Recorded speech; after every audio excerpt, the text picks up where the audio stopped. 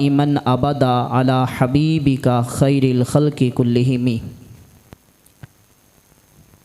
बलगल्लुला बिकमालिही कशफद्दुजा बिजमालिही हसनत जमीउ खिसालिही सल्लु अलैहि व आलिही या साहिबल जमाली व या सय्यिदल बशर मिन वजहिकल मुनीर लक़द नुव्विरल कमर ला युमकिनु सनाउ कमा काना हक़्क़ुहु बादज़ खुदा बुज़ुर्ग तोई किस्सा मुख्तसर।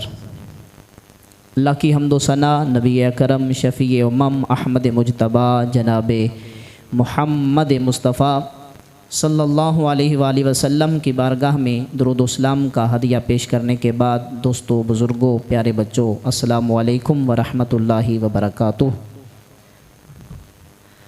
आज के इस अज़ीम व शान जुमा मुबारक का मौजू है जश्न आज़ादी और उसके बुनियादी तकाज़े। अल्लाह से दुआ है अल्लाह मुझे हक़ सच बयान करने की तौफ़ीक़ अता फ़रमाए, हम सब को सुन सुना कर उस पर अमल की तौफ़ीक़ अता फ़रमाए। सामीन मोहतरम, पाकिस्तान बनने से पहले इस खित्ते को हिंदुस्तान कहा जाता था और इस हिंदुस्तान के अंदर दो तहज़ीबें, दो सकाफ़त, दो नज़रिए, दो मज़हब मौजूद थे। एक हिंदू मज़हब था और दूसरा मुसलमानों का मज़हब इस्लाम था। इन दोनों मज़हबों की, दोनों सकाफ़तों की, दोनों तहज़ीबों की अक्सरियत की वजह से इन्हें अपनी अपनी आज़ादाना इबादत की खातिर दो मुल्कों की ज़रूरत थी, जिसके तहत हिंदुओं ने भी तहरीकें चलाई और मुसलमानों के क़ायद आज़म मोहम्मद अली जिन्ना ने भी तहरीक चलाई, जिसे तहरीक आज़ादी कहा जाता है। दो कौमी नज़रिए पर क़ायद आज़म मोहम्मद अली जिन्ना ने सारी कौम को इकट्ठा किया और इस तहरीक के अंदर हर फ़र्द ने हिस्सा लिया, बूढ़े जवान ने हिस्सा लिया, मर्द औरत ने हिस्सा लिया, बच्चों ने हिस्सा लिया। हर एक ने अपनी अपनी कुर्बानी, अपनी अपनी खिदमात पेश की। बिल आखिर 1947 14 अगस्त को 27 रमज़ानुल मुबारक की बाबरकत रात को ये ऐलान हुआ कि ए अहले पाकिस्तान, ये पाकिस्तान तुम्हें मुबारक हो। तो रमज़ानुल मुबारक में अल्लाह रब्बुल इज़्ज़त ने हमें ये पाकिस्तान का खित्ता अता फ़रमाया। तो पता चला कि ये जो अगस्त का महीना है और ख़ुसूसन 14 अगस्त, ये आज़ादी का दिन है, ये खुशियों का दिन है, ये शुक्राने का दिन है, ये उम्मीदों का दिन है, ये शुहदा से यकजहती का, इजहार यकजहती का दिन है, ये शुहदा को खराज तहसीन पेश करने का दिन है। ये तहरीक आज़ादी में और मुल्क पाकिस्तान बनने के बाद जो लाखों मुसलमानों का खून बहा, जो औरतें बेवा हो गईं, जिनकी गोदियां उजड़ गईं, वो हमारे नौजवान जिन्होंने अपनी सर कुर्बान कर दिए और उसके बाद ये पाकिस्तान हासिल हुआ। तो इसका मतलब है कि 14 अगस्त ये बाजे बजाने का दिन नहीं है, ये अल्लाह की बारगाह में सजदा शुक्र अदा करने का दिन है।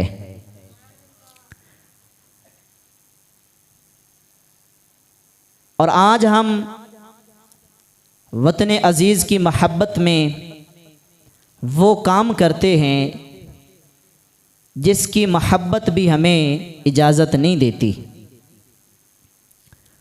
वतन अज़ीज़ की महब्बत में वो चीज़ें हमारे अंदर राइज हो गईं जिसकी महब्बत भी इजाज़त नहीं देती और इस्लाम भी इजाज़त नहीं देता।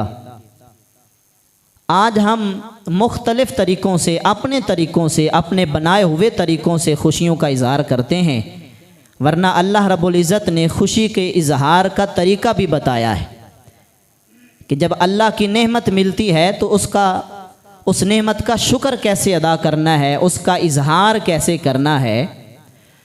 तो हम वतन अज़ीज़ की महब्बत में ये जो गैर शरई अफ़आल हम करते हैं, हमारे बच्चे, हमारी आगे नस्लें करती रहेंगी, तो अगर हमने इसको यहीं पे ना रोका तो ये तो 78-79 साल से हो रहा है, ये आगे भी चलता जाएगा। तो ज़रूरत इस बात की है कि जो असल मकसद है आज़ादी का, और जिस तकाज़े के साथ, जिस मोहब्बत के साथ, जिस अंदाज के साथ वतन अज़ीज़ की आज़ादी की खुशी मनानी चाहिए, हम वो तरीक़ा भूल गए। आज हमें इस चीज़ की ज़रूरत है कि हमने वो तरीक़ा सीखना है कि जब अल्लाह की नेमत मिलती है तो उस पर शुक्र कैसे अदा किया जाता है और उस पर खुशी कैसे की जाती है। ये याद रखें, वतन से महब्बत करना ये नबियों की सुन्नत है। मैं कुरान मजीद से एक आयत पेश कर देता हूँ। जनाब इब्राहीम अलैहिस्सलाम शहर मक्का, उनके लिए दुआ करते हैं शहर मक्का के लिए।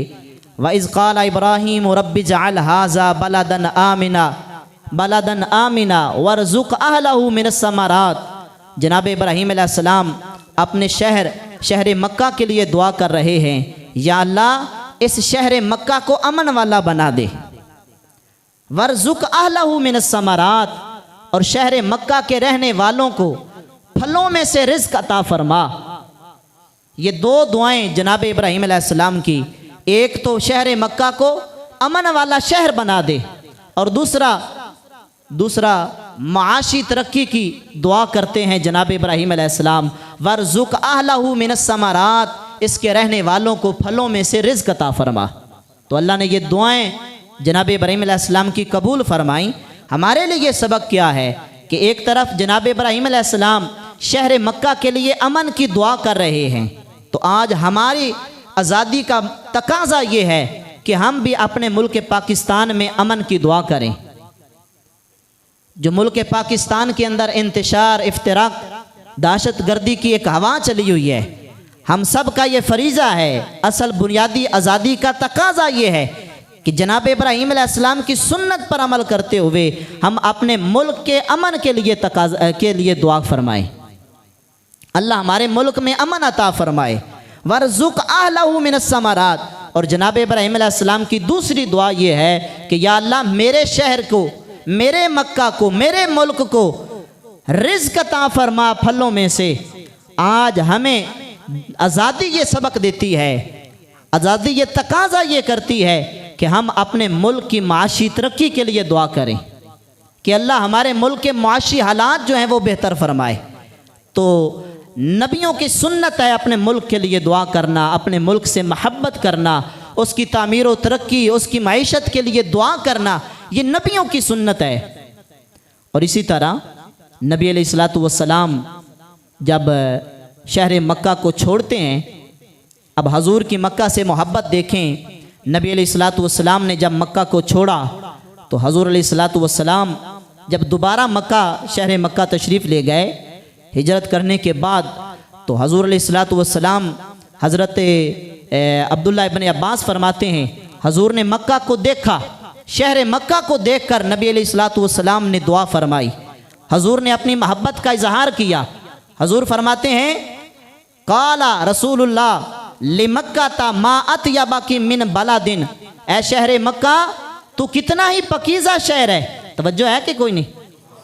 मा अतयबा की मिन बलादिन, ऐ शहर मक्का तू कितना पकीज़ा शहर है। और हजूर फरमाते हैं अहब्बा की इलैया, तू मुझे कितना ज़्यादा पसंद है।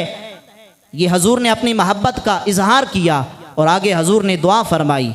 हजूर ने अपनी मोहब्बत का इजहार करते हुए ये कलिमात इरशाद फरमाए, वलौला अन्ना कौमी अखराजूनी मिन की, ए मक्का अगर मेरी कौम तुझ में से मुझे ना निकालती, शहर मक्का से मेरी कौम अगर मुझे ना निकालती, हजूर फरमाते हैं माँ अस्कन तो गैर आके, ए मक्का मैं तेरे अलावा किसी और शहर में रहना गवारा ही ना करता। हजूर अपने वतन से जहाँ हजूर की विलादत हुई उसके साथ इज़हार यकजहती कर रहे हैं। हजूर अपनी मोहब्बत का इजहार कर रहे हैं। नबी पाक सल्लल्लाहु अलैहि वसल्लम ये तालीम दे रहे हैं। और ये एक फितरी चीज़ है कि हम जहाँ पैदा होते हैं हमें उस घर से मोहब्बत होती है, जहाँ जिस घर में हम पैदा होते हैं, जिस मोहल्ले में हम रहते हैं उस मोहल्ले से हमें मोहब्बत होती है। हमें यादें आती हैं उस मोहल्ले की कि हमारा यहाँ बचपन गुजरा है। जिस शहर में हम रहें, अगर उस शहर को छोड़कर किसी दूसरे शहर में चले जाएं तो वो शहर हमें याद आता है, यार इस शहर में मैं ये काम किया करता था। और अगर हम सूबा तब्दील कर लें तो हमें अपना सूबा याद आता है, अगर मुल्क तब्दील कर लें हमें अपना मुल्क याद आता है। ये एक फितरती चीज़ है कि इंसान को अपने मुल्क से मोहब्बत होती है। तो नबी पाक सल्लल्लाहु अलैहि वसल्लम उस मोहब्बत का इजहार कर रहे हैं। हजूर फरमाते हैं, ए मक्का, अगर मेरे लोग मेरी कौम मक्का से ना निकलती, माँ अस्कन तो गैरा के, मैं तेरे अलावा किसी और शहर में रहना गवारा ना करता। तो पता चला जिस जगह पे बंदा पैदा होता है, जहाँ बंदा रहता है, वो मुल्क क्यों ना हो, वो शहर क्यों ना हो, वो सूबा क्यों ना हो, उससे प्यार होता है। और ये प्यार नबियों की सुन्नत है कि बंदा अपने मुल्क से, अपनी जगह से, अपनी ज़मीन से, अपने ख़ानदान से, अपने महल्ले से प्यार करता है। और मैं एक और हदीस आपको सुना दूँ। जब हजूर मक्का से फिर मदीना आ गए तो नबी पाक सल्लल्लाहु अलैहि वसल्लम मदीना से भी बहुत प्यार फरमाया करते थे। मुस्तदरक अहमद के अंदर 12,623 हदीस नंबर सही हदीस पाक है। जब हजूर मक्का छोड़कर मदीना आ गए, हजूर ने मदीने में रहना शुरू कर दिया। अब हजूर का मामूल देखें, तवज्जो है। हजूर जब मक्का से बैर तशरीफ़ मदीना से बैर तशरीफ़ ले जाते, ग़ज़वा ओहद के लिए, ग़ज़वा बदर के लिए, ग़ज़वा तबूक के लिए, किसी जंग के लिए, किसी काम के लिए हजूर जब मदीना से बैर तशरीफ़ ले जाते और जब वापस पलटते मदीना की तरफ। अब हदीस पाक है, हज़रत अनस फरमाते हैं, अन्नन नबिय्या सल्लल्लाहु अलैहि वसल्लम काना इज़ा कादिमा मिन सफ़र, जब हजूर शहर मदीना के से बैर तशरीफ़ ले जाते और वापस पलटते शहर मदीना की तरफ, फनाज़रा इला जुदरातिल मदीना, जब हजूर शहर मदीना में अभी दाखिल नहीं होते थे, शहर मदीना के दरो दीवार हजूर को नज़र आते, शहर मदीना की पहाड़ियाँ हजूर को नज़र आती, शहर मदीना की खजियाँ, खजूर के वो तने और उसके वो पत्ते हजूर को नज़र आते। औदा नाकतहू, तो नबी पाक सल्लल्लाहु अलैहि वसल्लम मदीना की मोहब्बत में अपनी सवारी से नीचे उतर आते थे। अगर हजूर सवारी से ना उतरते तो फिर क्या करते? हज़रत अनस फरमाते हैं, व इन काना अला दाबातिन, अगर हजूर सवारी पर ही तशरीफ़ रखते और सवारी पर सवार होकर शहर मदीना में दाखिल होते तो हजूर अलैहिस्सलातु वस्सलाम को जैसे ही दूर से शहर मदीना के आसार नज़र आते थे तो हजूर अपनी सवारी को हर्रकहा मिन हुब्बिहा, मदीना की मोहब्बत में अपनी सवारी को तेज़ फरमा दिया करते थे। पता नहीं आपने किस हदीस पे बोलना है, किस बात पे बोलना है। हजूर मदीना की मोहब्बत में अगर सवारी पर सवार रहते और मदीना करीब आता तो हजूर एक अमल ये करते कभी कि सवारी से उतर आते, अगर सवारी से ना उतरते तो हजूर ये चाहते थे कि अब मुझे मदीना नज़र आ गया है। हजूर अपनी सवारी को बहुत ही तेज़ कर देते थे और शहर मदीना में बड़ी जल्दी आकर हजूर तशरीफ़ फरमा हो जाते थे। हदीस पाक के अल्फाज हैं, हजूर मदीना में क्यों आते इतनी तेज़ी से, अपनी सवारी को पहले वाली रूटीन से ज़्यादा भगाते थे। हर्रा कहा, हजूर उसे हरकत देते थे, हजूर सवारी को हरकत देते थे, भाई जल्दी चलो शहर मदीना। क्यों? मिन हुब्बिहा, मदीना की मोहब्बत की वजह से हजूर ऐसा फरमाया करते थे। एक तरफ हजूर मक्का से मोहब्बत का दर्स दे रहे हैं, एक तरफ हजूर जब मदीना आ गए तो हजूर मदीना से मोहब्बत का दर्स दे रहे हैं। इसका मतलब ये है जहाँ जिस मुल्क में जिस मोहल्ले में बंदा रह रहा होता है, फिर उसका तकाजा ये है कि बंदा उस मुल्क से, उस इलाके से मोहब्बत करता है। अब यहाँ मैं आपको एक और बात बता देता हूँ। जब नबी अलैहिस्सलातु वस्सलाम हिजरत करके मदीना तशरीफ़ लेकर आए, सहाबा ने अपने माल छोड़ दिए, अपनी जायदादें छोड़ दी, अपना कारोबार छोड़ दिया, अपनी ज़मीनें छोड़ दी, हत्ता कि कुछ सहाबा ने अपनी बीवियां भी मक्का में छोड़ दी, हिजरत करके मदीना आ गए। कुछ सहाबा ने अपने बच्चे छोड़ दिए इस्लाम के लिए, अपना माँ बाप छोड़ दिया इस्लाम के लिए, और सहाबा हिजरत करके हजूर के साथ शहर मदीना आ गए। तो यहाँ चंद दिन गुजरे, मदीना की आबो हवा सहाबा को मुवाफिक ना आई और सहाबा बीमार होने लगे। जब सहाबा बीमार हुए तो मक्का की याद सहाबा को तड़पाने लगी। वहाँ बीवी बच्चे हैं, वहाँ माँ बाप है, वहाँ अपना कारोबार है, अपनी ज़मीनें हैं, अपने बागात हैं, वो छोड़ कर आए थे। तो सहाबा एक तरफ बीमारी, एक तरफ माँ बाप का फिराक, उनकी जुदाई, एक तरफ अपने बागात जो मक्का में छोड़कर चले गए, एक तरफ अपने शहर की मोहब्बत। तो सहाबा जब मदीना में आए तो बीमार होने लगे। रिवायात के अंदर मौजूद है हज़रत अबू बकर सिद्दीक़ को भी बुखार हुआ, हज़रत बिलाल को भी बुखार हुआ। अब सहाबा तड़पने लगे और मक्का को याद करते थे। और हज़रत बिलाल रज़ी अल्लाह ताला अन्हो, आप तो मक्का की मोहब्बत में शेर कहा करते थे। हज़रत बिलाल कहते थे, है वो मक्का की पहाड़ियाँ जिनके ऊपर हम गुजरते थे, है वो मक्का के वो कुएं जहाँ से हम पानी पीते थे। हज़रत बिलाल इस तरह मक्का की घास, अज़कर घास को हज़रत बिलाल याद करके रोते थे।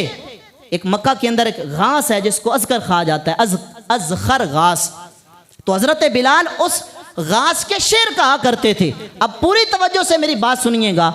जब नबी अलैहिस्सलातु वस्सलाम ने सहाबा की मक्का के साथ ये तड़प देखी तो हजूर ने ये नहीं फरमाया, मेरे प्यारे सहाबा तुम मक्का को क्यों याद करते हो, आप मदीना में आ गए हो तो मदीना से प्यार करो। ना, हजूर ने उस मोहब्बत का लाज रखी। हजूर ने उस मोहब्बत को समझा कि सहाबा जो मोहब्बत में तड़प रहे हैं, इनकी मोहब्बत सच्ची है, इन्होंने ज़िंदगियाँ गुजारी हैं, ये यहाँ पैदा हुए हैं, इनके माँ बाप हैं मक्का में। तो हजूर ने उनकी मोहब्बत की कदर की। तवज्जो है, मेरी तरफ तवज्जो रखें। हजूर ने ये नहीं कहा मक्का को छोड़ो मदीना से प्यार करो, बल्कि मेरे आका करीम अलैहिस्सलातु वस्सलाम ने सहाबा की शहर मक्का से, अपनी आबाए मुल्क से मोहब्बत को हजूर अलैहिस्सलातु वस्सलाम ने समझा। अब हजूर अलैहिस्सलातु वस्सलाम ने मदीना के लिए दुआ फरमाई, जिस दुआ ने मदीना को जन्नत की नज़ीर बना दिया। को बात समझ रहे हैं?